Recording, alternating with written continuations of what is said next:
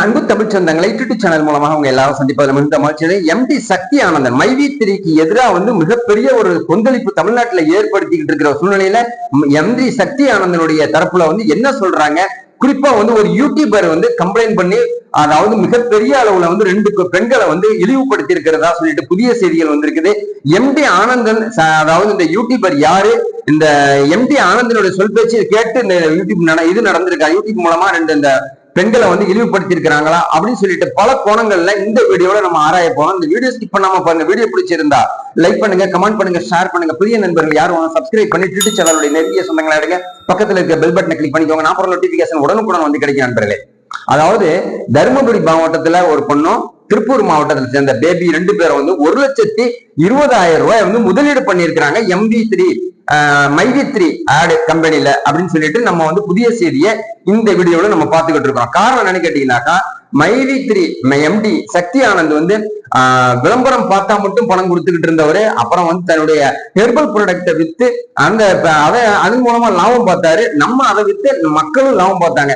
இப்ப புதிய புதிய முதலீடுகளை மக்கள்கிட்ட இருந்து வாங்கி அவங்களுக்கு நிப்டியில ஷேர் மார்க்கெட் மூலமாவோ இல்ல இவங்க கூடுதல் இன்ட்ரெஸ்ட் கொடுக்குற மாதிரி போனஸ் கொடுக்குற மாதிரி 1 லட்சம் ரூபாய்க்கு 18,000 ரூபாய் வரைக்கும் கொடுத்ததா சொல்லிட்டு இந்த பெண்கள் சொல்றாங்க.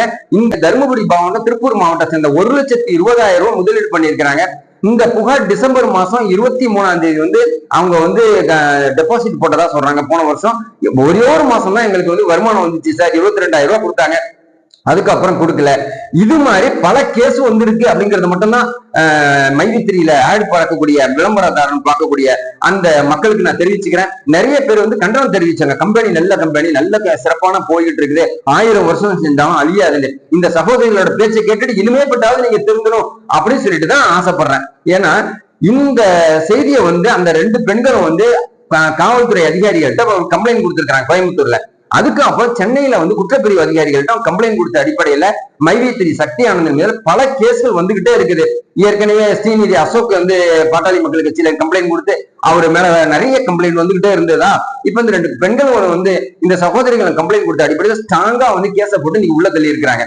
சோ இந்த சென்னை குற்றப்பிரிவு போலீசார்ட்ட இந்த கம்ப்ளைண்ட் கொடுத்த அடிப்படையில ஒரு யூடியூபரை வச்சு இவங்க இந்த 2 பெண்களை அவமானம் படுத்தணும்னு சொல்லிட்டு மைவி3யோட MD சக்தி ஆனந்தருடைய பிரதர்ஸ் எல்லாம் சொன்ன அடிப்படையில ஒரு பல்லடத்தை சேர்ந்த ஒரு கார்த்திக் பிள்ளை அப்படிங்கக்கூடிய ஒரு யூடியூபர், நானும் அவருடைய யூடியூபர் நான் பார்த்திருக்கேன். அந்த சகோதரருடைய டாபிக் ரொம்ப மோசமா இருந்ததுன்னு சொல்லிட்டு அந்த பெண்கள் கொடுத்திருக்கிறாங்க.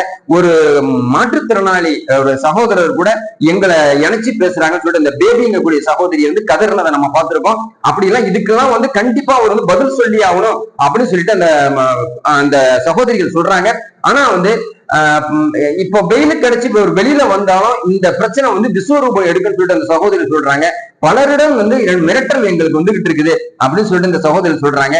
இந்த 1,20,000 ரூபாய்க்கு மிரட்டல் கொடுக்குறாங்கன்னாக்கா 50 லட்சம் 1.5 கோடி எல்லாம் போட்டவங்களுக்கு நிலைமை என்ன ஆகும் அப்படின்னு சொன்னாக்கா அவங்களுக்கு நாமத்தை போட்டு போறாங்களா, கண்டிப்பா தமிழ்நாடு அரசு நின்று செயல்படுத்தி வாங்கி கொடுக்க போறாங்களா அப்படின்லாம் ஒரு கேள்விக்குறி ஏற்பட்டுக்கிட்டு இருக்க சூழ்நிலையில தான் யூடியூப் மூலமா பிளாக்மெயில் பண்றதெல்லாம் மிகப்பெரிய தவறு.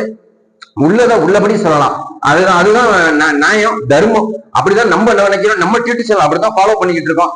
MD சக்தி ஆனந்த் கார்த்திக் பிள்ளை மூலமா இந்த 2 சகோதரிகள் கொடுத்த அந்த வீடியோவை நான் ஆட் பண்ணிருந்தேன், அதை நீங்க பாத்துருப்பீங்க. இது மாதிரி பல சுவாரஸ்யங்கள் நடந்துகிட்டு இருக்குது. இன்னும் சொல்ல போனா சுவாரஸ்யங்கள்ங்கிறத விட மிகப்பெரிய மானகேடான விஷயங்கள், அதாவது தரக்குறைவான விஷயங்கள்லாம் இந்த மைவி3 ஆடுல நடந்துகிட்டு இருக்கிற அடிப்படையில நிறைய பேர் பாக்குறது நிறுத்திட்டாங்க அப்படின்னு தான் நம்ம சொல்ல முடியும். அது நான் சொல்லல, அந்த நிறுவனத்துக்கு எதிராகவும் நான் பேச விரும்பல. காரணம் என்னன்னு கேட்டீங்கன்னாக்கா, ஒரு நிறுவனத்தை பத்தி செயல்படுத்தணும்னா அது முறையா அங்கீகாரம் பெற்றிருக்கணும். அப்படி இல்லாம தமிழ்நாடு மக்களுக்கு மைவி3 பார்க்கக்கூடிய அந்த மக்களுக்கு ஒரு விளம்பரமா, ஒரு அறிவிப்பா, ஒரு இன்னும் சொல்ல போனாக்கா ஒரு எழுச்சி மிக்க ஒரு செய்தியை நம்ம சொல்லிடணும். அந்த எழுச்சியில இருந்து அவங்க மீண்டு வரணும்னு சொன்னாக்கா அவங்க வெளியே வரட்டும். அப்படி இல்லைன்னு சொன்னா அதுலயே சிக்கிக்கிட்டோம் அப்படின்னு சொல்லிட்டு தான் எல்லாரும் நினைக்கிறாங்க. அதை நான் நினைக்கல. சோ அதை விட்டு வெளியே வரணும் அப்படின்னு மட்டும்தான் இது உண்மை. சோ கார்த்திக் பிள்ளை மாதிரி நிறைய யூடியூபர்ஸ் எல்லாம் அவங்க கான்டாக்ட் பண்ணிக்கிட்டு இருக்கிறதாவும், அந்த பெண்கள் யாரெல்லாம் பணம் கேட்டு மிரட்டுறாங்களோ அவங்க மூலமா யூடியூபர் மூலமா அந்த பெண்களை இழிவுபடுத்துறதாகவும், வேற வேற சப்பக்கட்டு எல்லாம் கட்டி, அதாவது இல்லாததெல்லாம் சப்பக்கட்டு கட்டி அவங்க பெண்களை அந்த ஆண்களையும் சரி பணம் கேட்டு வராங்கல்ல அவங்க எல்லாம் சில பிரச்சனைகளை உண்டு பண்றதா சொல்லிட்டு சக்தி ஆனந்தன் மேல மேல கம்ப்ளைண்ட் வந்துகிட்டு இருக்கு. இந்த பெண்கள் சொல்றது ஒரே விஷயம் தான், கார்த்திக் பிள்ளை மேல கடுமையா நடவடிக்கை நாங்க எடுப்போம். எங்களுக்கு வந்து ஒவ்வொரு கேள்விக்கும் நாங்க பதில் சொல்லிட்டு தான் அவர் வந்து இந்த ஊர்ல நடமாட முடியும் அப்படின்னு சொல்றதுல மறுக்க முடியாது. நியாயம் இருக்கு அப்படின்னு சொல்லிட்டு தான் நம்ம நினைக்க முடியும். பெண்களுக்கு எதிராக எந்த பிரச்சனை வந்தாலும் சரி, அது போக்சோ சட்டத்தின் மூலமா அது கேஸ் மாறிடும். அதனால தமிழக மக்களே நீங்க எச்சரிக்கையா இருக்கணுங்கிறது மட்டும்தான் உண்மை. தமிழ்நாடு அரசு வந்து இதை கண்காணிச்சு இதுக்கு கூடிய விரைவில் அது ஒரு தீர்வு கிடைக்கும் அப்படிங்கக்கூடிய நம்பிக்கை நமக்கு இருக்குது. எம்டி சக்தி ஆனந்த் மேல மேல புகார் குறைஞ்சிட்டு வர்றதுனால, புகார் வந்துகிட்டே இருக்கிறதுனால இப்ப செப்டம்பர் மாதம் 13ஆம் தேதி வெயிலுக்கு வருவாரா இல்ல நிரந்தரமா புழல்ல இருப்பாரா அப்படின்னு போகதான் தெரியும். அடுத்த எபிசோட்ல இன்னும் தெளிவா இன்னும் விளக்கமா என்ன நடந்துச்சு, என்ன பெரிய பெரிய புகார்லாம் வந்துங்கிறத போட்டு உடைக்கிறதுக்கு நான் தயாரா இருக்கேன். பார்க்கறதுக்கு நீங்க தயாரா இருங்க. இந்த வீடியோ பிடிச்சிருந்தா லைக் பண்ணுங்க, கமெண்ட் பண்ணுங்க, ஷேர் பண்ணுங்க. புதிய நண்பர்கள் யாரும் வந்தா சப்ஸ்கிரைப் பண்ணி யூடியூப் சேனலுடைய நெருங்கிய சொந்தங்களை அடுங்க பக்கத்துல இருக்க பெல் பட்டனை கிளிக் பண்ணிக்கோங்க. நான் நோட்டிபிகேஷன் உடனே வந்து கிடைக்கும். புதிய சிந்தனை மீண்டும் உங்களை சந்திக்கிறேன். நன்றி.